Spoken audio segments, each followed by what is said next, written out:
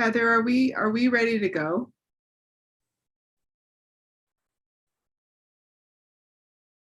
Can you hear me? Yes, we're ready. Oh, good. There's no reason we can't start early, right? Or that leave anybody out? I'm having a hard time hearing you for some reason. Sorry, we got to speak into the microphones. But yes, our clock shows 6 o'clock, so we're ready to start when you are. Okay, great. And before we do, I just have a question for you, and this might actually help Thomas too, as he's presenting, but we can't see the other side of the room. Are there many people there? I don't see any on the Zoom call, really, very many anyway. There's a few. 4. 4 people in the room? Yes, Chris, there are four, a few. yeah. Okay, and that's about what we've got on Zoom. Okay, that, or well, more now, but all right. That helps. Hopefully that helps you too, Thomas. Welcome. This is the Planning Commission, the business meeting of the Planning Commission for Cottonwood Heights City this Wednesday, January 5th, 2022. We'll give you an idea of how our meetings run and how you can participate. We will start with take a few business items, and then we will go into a general public comment period. And this would be a comment period for anyone who's here to share a comment on things that are not listed on our agenda. So if you wanted to comment on the active transportation plan or the Dover Hills subdivision application, those 2 items are on our agenda. So hold your comments until we get to those items. But if it's something else, feel free to use that general public comment period. And you'll be given 3 minutes to come up to the microphone and speak into the microphone, state your name, and you will have your time. And then when we get into our business items, we'll go ahead and introduce the item. The city will introduce the application and or the plan, and then we'll have the consultant in the case of the plan and or the applicant go ahead and present, and then we will open it up for public comment period and then have discussion with the planning commissioners. So that's how this meeting runs, and you can participate in those public comment periods. And we will give you a little bit of extra time, especially if you're online. It sometimes takes a minute to approach and get your thoughts together. So with that said, first item of business, which I often forget, and Commissioner Ebler is very good about reminding, is do we have any conflicts of interest to state from the planning commissioners for any items tonight? Okay, seeing none, we'll go ahead and move into the items. Well, we'll start with our general public comment period. If anyone is here for general public comments, again, these are things that are not on our agenda. This is the time. If you're in the room, go ahead and approach the microphone, state your name. If you're online, you can raise your hand and the city will go ahead and unmute you.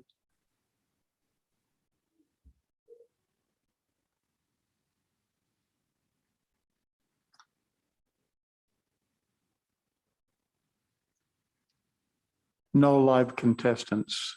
Okay, we'll give it just another minute just to be fair to everybody. Wow, and Commissioner Mills, I'm impressed. You managed to make it home in time to get online. Thank you.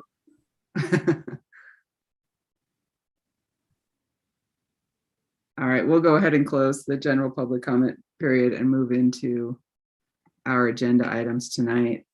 First business item on our agenda is a public hearing to receive comments and take possible action on a request from Ivory Homes for preliminary subdivision plot and conditional use approval of a planned use development on property located at 3625 East Dover Hills Drive in the residential single family zone. This is continued from our December 1st, 2021 Planning Commission meeting. And Andy, maybe you can give us the update.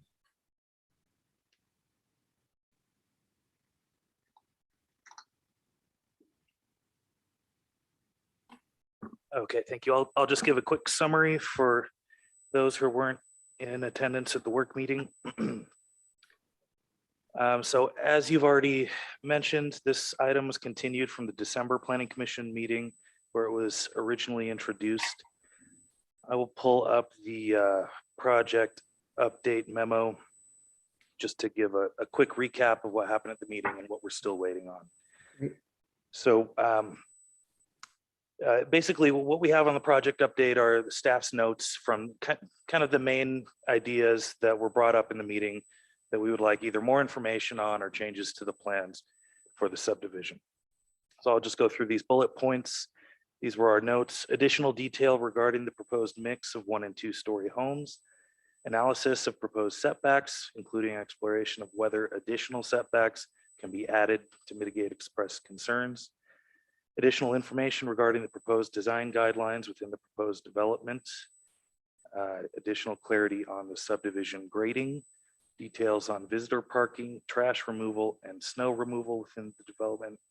And clarification on whether lot coverage variation is included in the PUD request.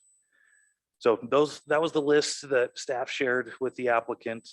They are still working on it. They have requested that we continue this item to the next planning commission meeting. They've not prepared a full response that addresses all of these items yet, are still working on it. So staff also recommends continuation of the item, and the next meeting is January 19th. So that's our recommendation. Thanks, Andy. Can you also update us? This was also like a couple days after our December meeting, or maybe a couple weeks actually, on the city council's agenda for the development agreement.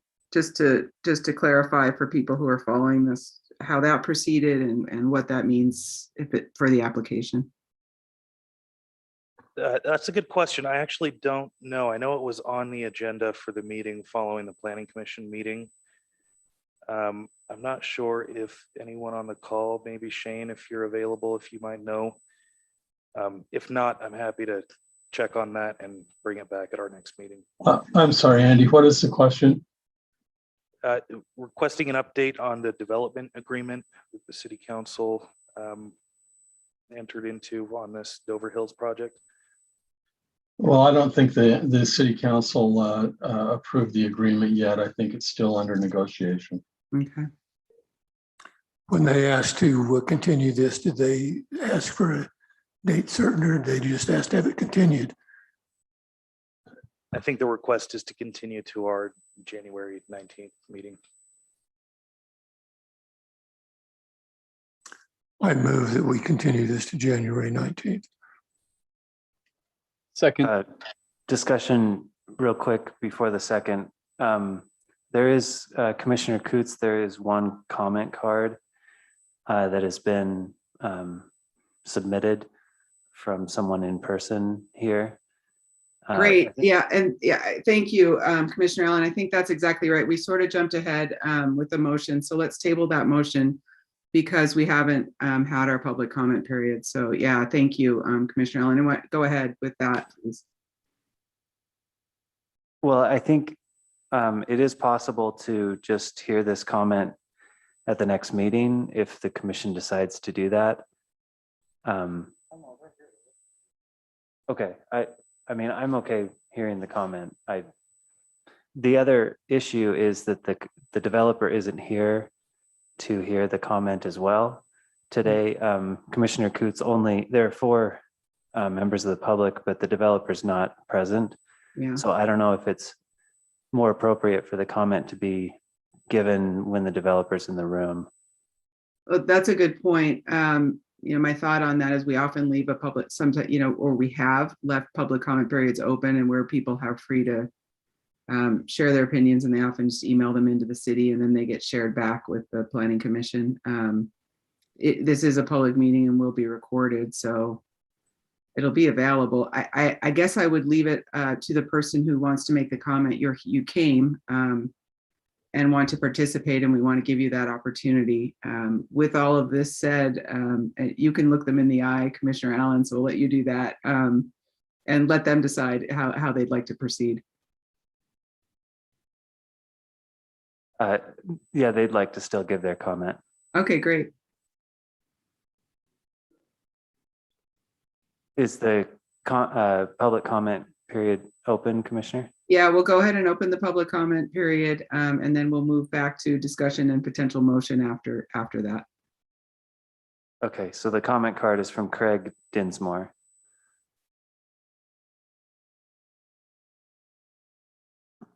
Good evening. My name is Craig Dinsmore. I reside at 3616 East Dover Hill Drive.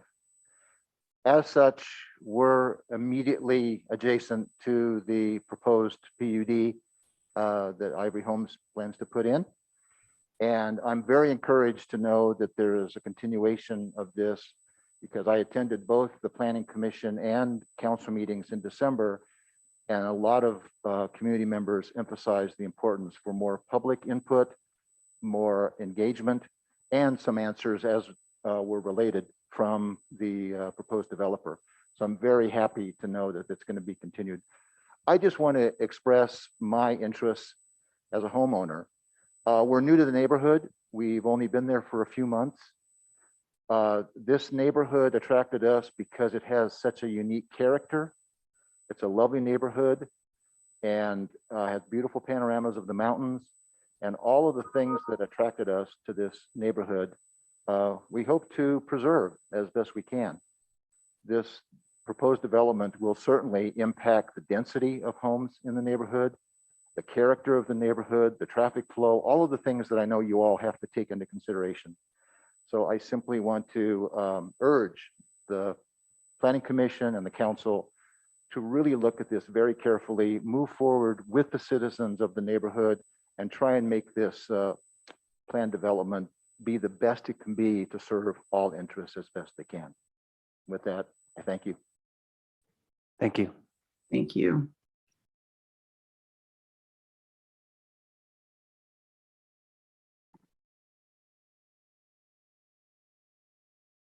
Heather, are you seeing anyone online who's looking to comment?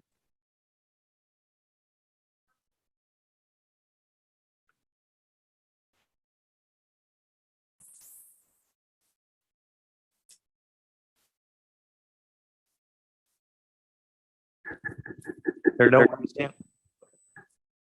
Sorry, there are no raised hands online. Are there Okay. any other public comments in person? Okay. Thank you. And thanks for your comments and for coming tonight. I think you make a good point, and we did have a big turnout when this was on our agenda in December, and heard a lot from your neighbors. And just let you know that you've seen what's been presented so far, and you see with what Andy Hulka from the city presented tonight, the things that have been asked of the developer when they come back to us, the things we'd like them to address, and they heard your comments as well. So, stay with it and continue to engage. It's very helpful. So with that, we'll close the public comment for tonight and move back to the motion that we've tabled. So we had a motion to continue this to January 19th, 2022 for our next Planning Commission meeting, and a second. Any discussion to the motion?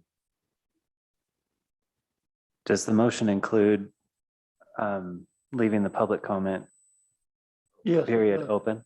Yes. Okay. Okay. So we'll make sure that that is part of the understanding on the motion.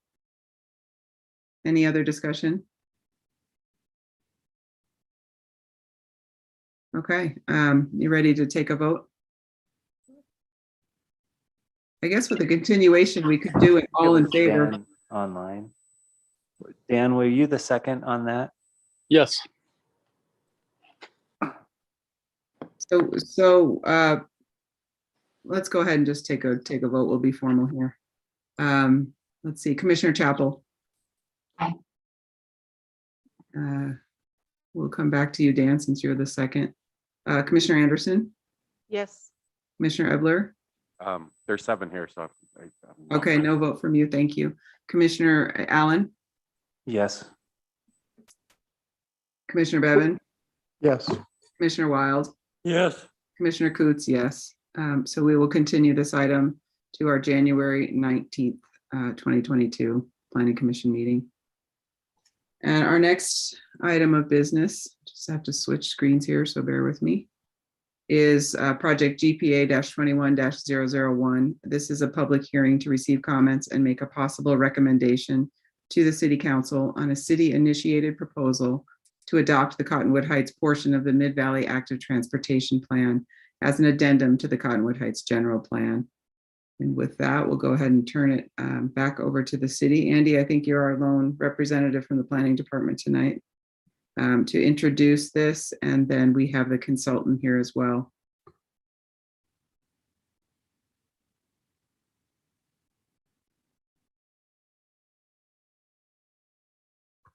Thank you, Ms. Chair. I'll just briefly introduce this item for those listening. Mid-Valley Active Transportation Plan is a regional active transportation plan for that includes 6 cities, including our own.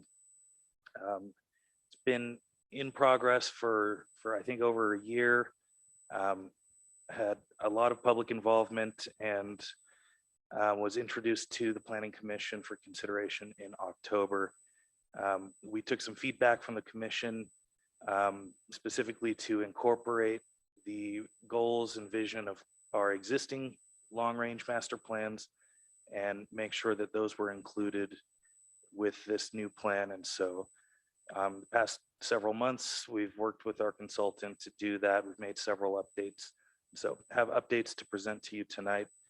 Our recommendation is for the Planning Commission to vote to make a positive recommendation to the City Council. So because this is a master plan, the City Council will be the final adopting body.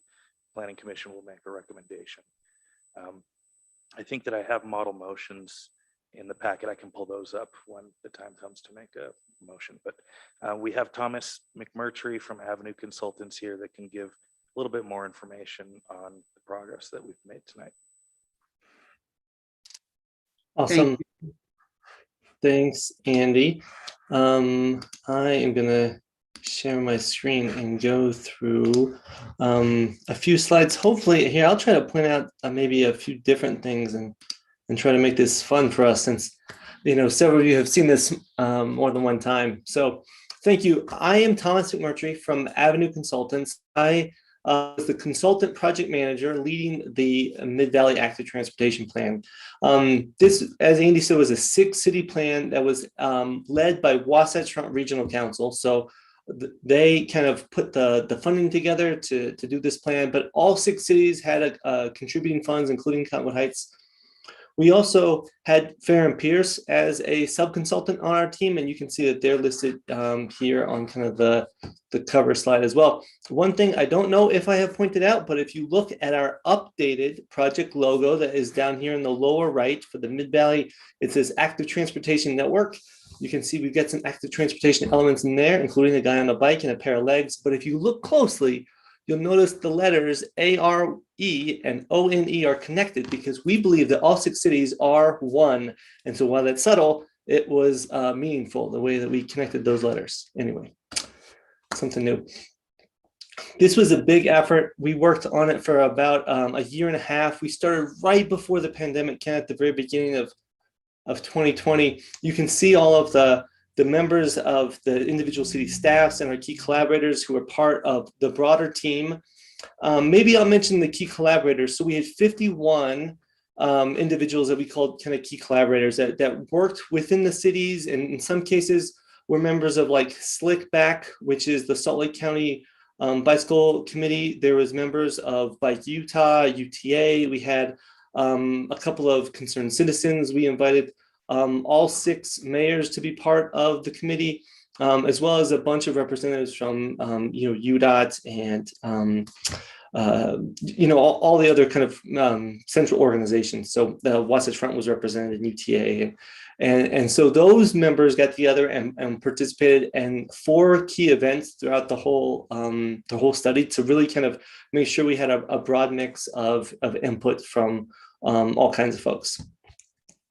We got together and we started out kind of developing a vision, and I'll play this briefly. I don't think there's any audio, but one of the things that we did was we all kind of came together and worked to create a unified vision across organizations with kind of the help of all these different people. Again, the key collaborators group were invited to be part of this. And you can kind of see in the video these word clouds kind of being formed as they describe what they want active transportation to be in the system to realize, and the things that kind of bring us together. And ultimately, the outcome of this was the unified vision of working together on a connected active transportation system for all ages and abilities.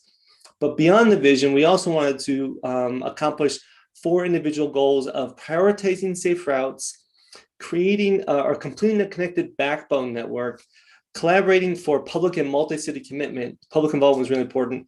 And finally, to improve access to key origins and destinations. So all of those things were driving factors as we developed projects and took a look at things going forward. We dove into detail about all the things that kind of currently exist for our residents that are out there. This is a map of existing facilities in Cottonwood Heights. You guys actually have quite a bit of facilities. You can see the mileage. You guys have 28 miles of existing active transportation facilities within your city boundaries. I think that's the most of any city. Most cities had a lot less than that, but we're all kind of working to enhance our trails and bike lanes and those type of connections that exist. Another thing that we paid a lot of attention to were bike ped crashes. We wanted to make sure that we were improving safety. It was one of our goals. And so, we spent a lot of time looking at that. In our area, there were quite a few bike ped fatalities, but luckily none of them were in Cottonwood Heights. So this map shows, where we had some bicycle and pedestrians that were hit by cars, and then the level of injury. Again, no fatalities in the previous 5 years in Cottonwood Heights, but there were several in some other areas. And that was something that we wanted to pay special attention to in terms of identifying the right bicycle or pedestrian facility to help, improve safety in these areas. We looked at existing facilities and how much use things are getting. This is the Strava data for bikes on the left and peds on the right that kind of shows, where's our concentration of users throughout the area. And then we also wanted to think about the different types of facility types we should be considering. And so we went on a tour and looked at a bunch. I don't want to go through the tour itself, but I just wanted to point out that, we kind of identified like these 9 bicycle facility or bike types that can really help improve, the safety and address all the things that we're going to mention there. The other thing, if I may, I want to point out is that if I jump to the project website, we've got a project website, smithvalleyatp.com. If you go to the Cottonwood Heights tab, which, your guys' tab is across the top, you can click, and maybe I'll make this larger. I realize I'm sharing my whole screen. You can click and download your final report, but you can also click and download the appendix. And if you haven't looked at the appendix, at some point you should. It's a little long. It's 170 pages. And it's got all of the public comments of every little written comment and survey results and stuff. But we also have a guide that we used. This is our cost. Here, the bikeway selection guide is something that we used and we're providing to you guys too, so that you have this documentation in terms of like looking at individual facility types and trying to figure out the best way to apply them and where they apply. And those 9 facilities that we looked at, all of them are in here and they apply at different areas or different types of days. So like here's different facilities that apply based on volume of vehicles and speeds. And so anyway, you guys have all of this information is provided to you in the appendix of the report, and was considered throughout our study as well. Finally, we sat down with everybody and asked them to help us brainstorm and like draw out where we need connections, what facilities we're missing, and really kind of come up with any and all ideas. We called it our universe of options, right? Anything that you can think of, we wanted to hear about it, right? And so this was us, the key collaborators meeting for the brainstorm, and we came up with lots of really great ideas. We got them all on maps. And on comments, we asked the public to do the same thing. We had over 650 people participate online, and they drew lines and gave us comments and wrote a bunch of information and kind of told us about all the connections they'd like to see. And then we took all of that stuff and evaluated it based on the criteria that we developed with the vision and goals, as well as the facility types and use, right? And so you can see some of the evaluations that we used, and then we actually went through a detailed GIS exercise to kind of rank all of the different ideas on how well they provide access to opportunity to key destinations and improve safety and all of these type of things to help us deliver a complete and backbone, a complete network, and also help identify the backbones. We did a lot via Zoom, and all invited the public to come and talk to us in open Zoom meetings. We had a project website. We reached out to folks online. We sent out, you can see 32,000 people saw either a tweet or a Facebook post about our project. We had 5,000 individual visits to the website. We had 750 locations drawn and identified on our maps. They actually like put pins or drew lines on it. And over 900 people completed our online surveys. We did 2 surveys during the pandemic, and we're able to kind of collect a lot of information. So we felt pretty good about all of that information. I've shared some of this with you before, like this question in particular, but all of the outcomes that we heard are both in the final report and in the appendix. And so this is the appendix. I think this is the final report. Yeah, it is. So chapter 4, I think, is the public outreach stuff. I'm just kind of scrolling through here. I'll show it to you. Where we have information, and survey results that you can look at. These are all the survey results, from your community. So, we asked, is where you live a good place for walking? And here in Cottonwood Heights, 34% strongly agreed and 40% somewhat agreed. I wonder if I can make this bigger. And that's great. And that's a little bit higher than the overall 6-city area, where only 25% strongly agreed and 40% somewhat agreed. So you guys, as a city, at least to your residents, is a good place for walking, right? And so if you ever wanted to go through all of the details of the survey, you can find them, like I said, both in the final report as well as in the appendix. And so that information is there, and you can see, the things that we heard from the public and the input that they provided. It was, again, it guided us quite a bit in terms of coming up with final outcomes. Speaking of, here are kind of the final outcomes. We developed about 240 projects across all 6 cities, and they, were individually numbered and cataloged. And one of the things that we really wanted to spend some time thinking about is how these projects cross municipal boundaries and connect into a broader, like a bigger system, right? So for example, if you look at project 1, it is 39th South through Mill Creek, and then it bends down to 41st South through Taylorsville, Murray a little bit, and Taylorsville, and then into West Valley City. And so that long project only has one project number. It's project 1, even though it goes through like 4 city boundaries. And so we didn't renumber any of the projects. We kept like this full long list of projects. So if you look at your projects in your city, they have kind of like 3-digit numbers, a lot of them. I mean, some of them are 1 or 2-digit numbers, and I'll show them to you here. So these are the projects just in Cottonwood Heights, and you might say, well, why are they kind of disjointed, the numbers or whatever? And that's because, again, we looked at across all 6 cities, and that we wanted, to have some uniformity for, projects that cross municipal boundaries.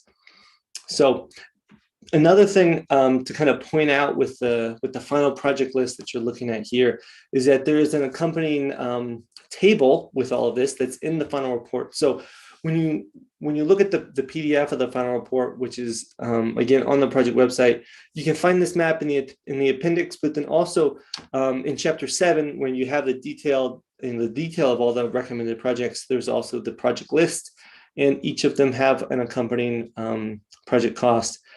It was mentioned before that the idea of doing like a regional plan or like a master active transportation plan is not to try to like accomplish all of this quickly or build all this stuff. When we do transportation plans, they're often like have a 30-year horizon. So I'd invite you to think about this as like a 30-year project list, not something that you should try to, fund or accomplish in like 5 to 10 years. It really will take a long time. And so with that idea, we wanted to be comprehensive and make sure that we kind of captured everything.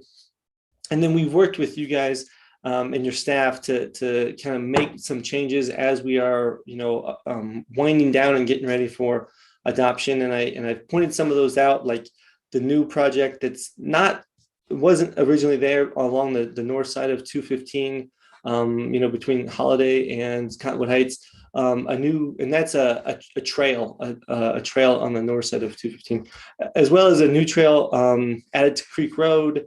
And there are a couple of other small tweaks we added, project on Siesta Drive, and then just changed and we just clarified the idea, I think, along Fort Union Boulevard. It was also pointed out that Highland Drive kind of comes down to Bengal. Bengal Boulevard and Highland Drive both maybe look a little weird, but it's like the case of Highland Drive kind of stopping there is because bike lanes already exist south of there. So south of Bengal Boulevard, we already have the bike lanes in place, and so we really just kind of need them north. And then again, Bengal Boulevard is one of those where you've got buffered bike lanes in place in a couple places, and then just regular bike lanes in between. And so we're suggesting that we make this uniformly buffered bike lanes throughout, and that's why it's a little disjointed. It's because in those gaps, you already have it in place. And that's kind of what's going on there.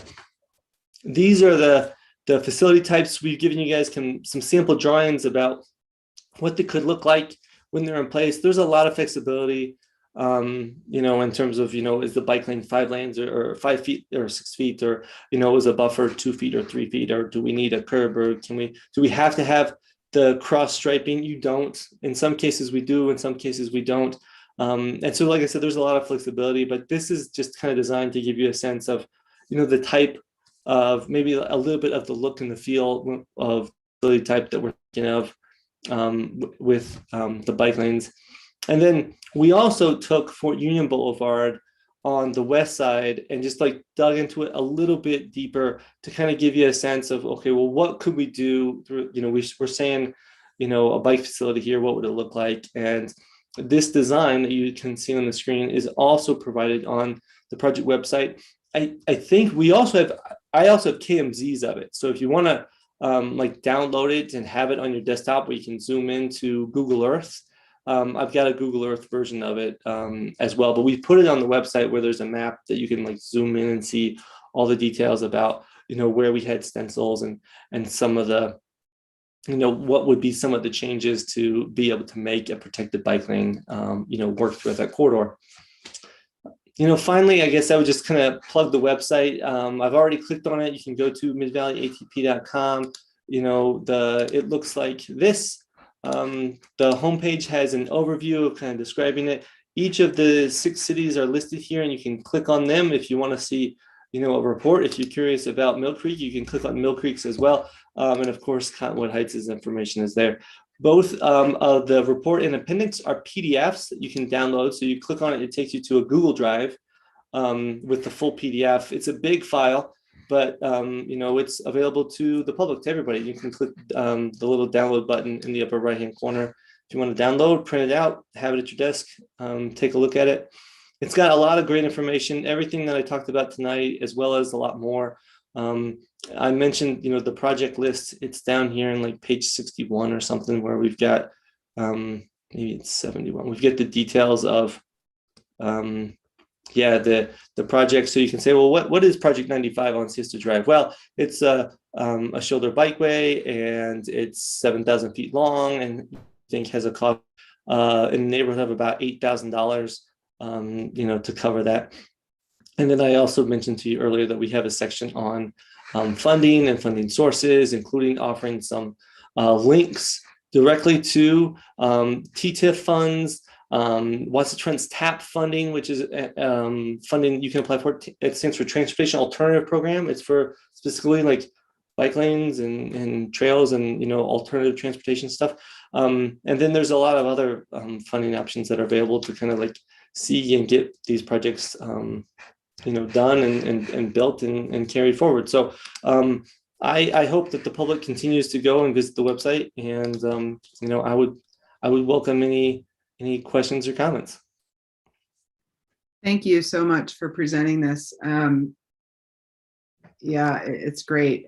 What we'll do, just to keep with our process here, is please stay available, Thomas, and I think you'll maybe get a little more public feedback tonight, maybe not. We have a little bit of light attendance, but if not here, in our process, we'll forward a recommendation tonight for the city council, and so then that starts over again, and you'll have another chance for public comment. And yeah, but so with that, let's go ahead and open it for public comment, and go ahead and make your comments. What we'll probably do is, if you have questions for Thomas, just so we can kind of keep everyone's time, we'll try and hold those questions unless it's something you could quickly answer, Thomas, until maybe the end of public comment, and then have you kind of come back and if you'd like to address those or just take them into consideration as you move forward. Okay. So with that, we'll open the public comment period. You guys, I can't see in the room, so maybe Commissioner Allen, as you're sitting there looking out, you can lead this portion of the meeting. I'm not seeing anyone. And I've got a Literally. oh, they're all gone now. Oh, and we're down to 2 attendees online. We'll see if we see any hands raised. Well, maybe There's a chat notification down at the bottom. Is I that a think comment? that was Commissioner Coots early on in the meeting. yeah, that was when we opened the meeting. Thank you, though. Well, maybe not much more comment for you tonight, Thomas, but so we'll go ahead and close the public comment period. But please, if you're listening or you're interested, Thomas has shared with us the project website and the wealth of information that's available in this report. Go visit it. And I don't know if you have a chance to comment there, but you're always welcome to call the city and give your comments. The planning department will take this forward and integrate it with some of our other existing plans. And yeah, your feedback is so helpful. You live on these streets and you bike on these streets, and what you have to say is important. Commissioners, do we have any questions or discussion? Commissioner Coos, just a quick question. There was a number of comments that came up during the work session about this, about perhaps either adding additional recommendations or tweaks to the to this master plan. Is that something that we would do as part of the motion, or is it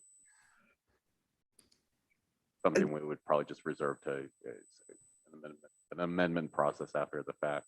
Yeah, I think what Andy did is explain to us, and what Thomas suggested were ways to move forward on these. I think getting that on the table is important. If you want to share, Commissioner Ebler, what that discussion was, I think that would be great, just to help people who may be following this to understand how this moves forward and how those changes happen in time. When you have these plans, how those changes can happen and the plan progress. For a lot of the specificity in terms of the modifications and of this specific plan, I'd probably defer to Commissioner Mills on it, since he has some very pointed commentary about it, but still on, isn't he? Yeah, he's here. I'm here. As long as we're in the meeting, and we should probably just get that into the record. Yeah, I would just add that I'm excited about this and enthusiastic, but there's some connectivity issues I think will be obvious to people that use this, and I really appreciated Commissioner Ebler pointing out that and also Chair Coots pointing out that we will have the ability to modify this through the Parks and Trails map into the future. But I feel like this is a good first run at it, but and it's dramatically polished from when we first saw the first iteration of this. So I would just add that, especially with the